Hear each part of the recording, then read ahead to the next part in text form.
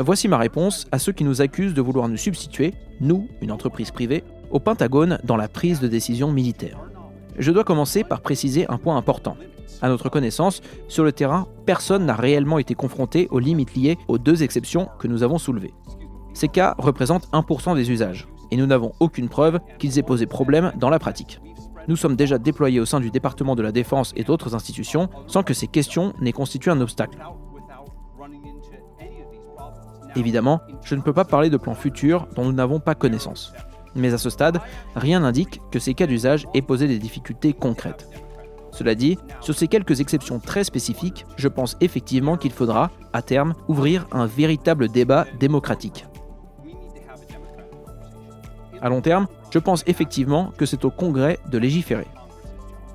Par exemple, sur le thème de la surveillance de masse domestique. Aujourd'hui, le gouvernement peut acheter des données en grande quantité, localisation, informations personnelles, affiliations politiques, produites par des entreprises privées, puis les analyser à grande échelle grâce à l'IA. Le fait que ça soit encore légal montre que l'interprétation du 4e amendement n'est plus à jour. Les lois votées par le Congrès n'ont pas suivi le train de l'évolution technologique. À terme, il est nécessaire que le cadre légal rattrape la technologie. Mais le Congrès n'est pas l'institution la plus rapide qui existe.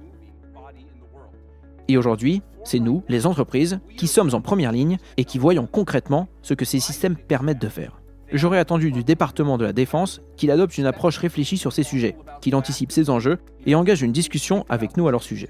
En l'absence de cela, nous devons nous appuyer sur l'évaluation des capacités réelles de la technologie, notamment en termes de fiabilité, et sur l'identification des situations où elle contourne l'esprit des lois existantes.